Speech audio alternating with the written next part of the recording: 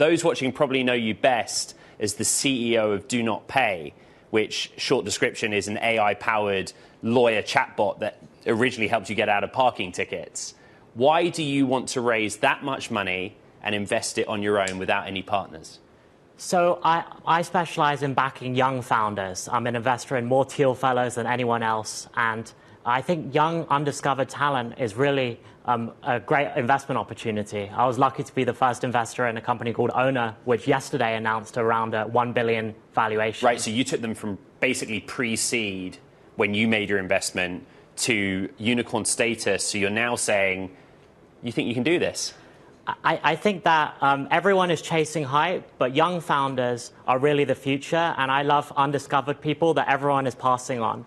And I go all in. I have one staying with me right now in my apartment. I put their... What do you mean by that? So you've invited someone you've invested in, you've given them a home? Yeah, give them a home, give them their first check, and really put them on the circuit. And I love to relive my own founder journey. And founders love working with other founders. So the core question here is, why is that more beneficial to the founder than them taking a check from one of the giant firms? They're not even ready to take one from the giant firms. Right. I catch them on day one. And everyone is chasing hype. I think the way to win is actually create your own hype and create your own winners.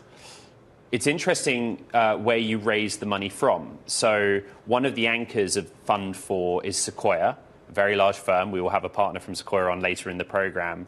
But Marc Andreessen also contributed to the fund personally with his own money. Why might he do that? I think he has a tradition of putting first fund managers in business, and this is my first institutional fund.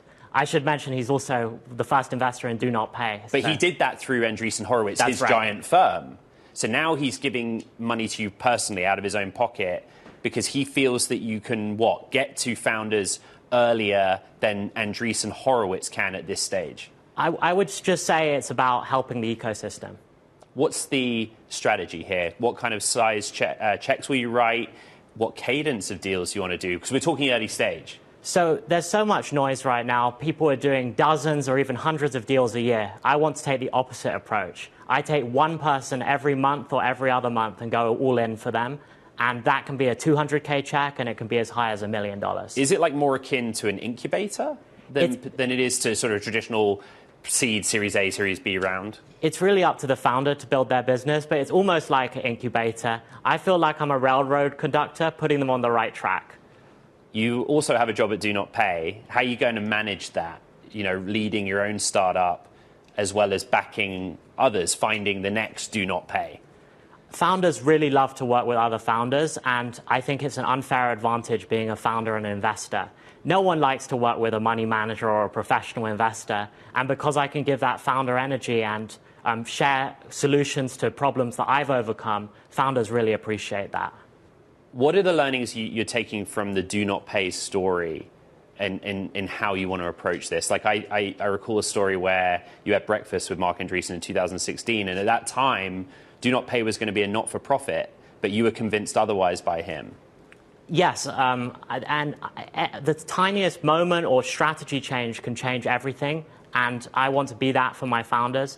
I've dealt with problems that I can help them uniquely with. So, for example, how to get their app classified so that they're not paying 30% to Apple, which is something that we always deal with at DoNotPay.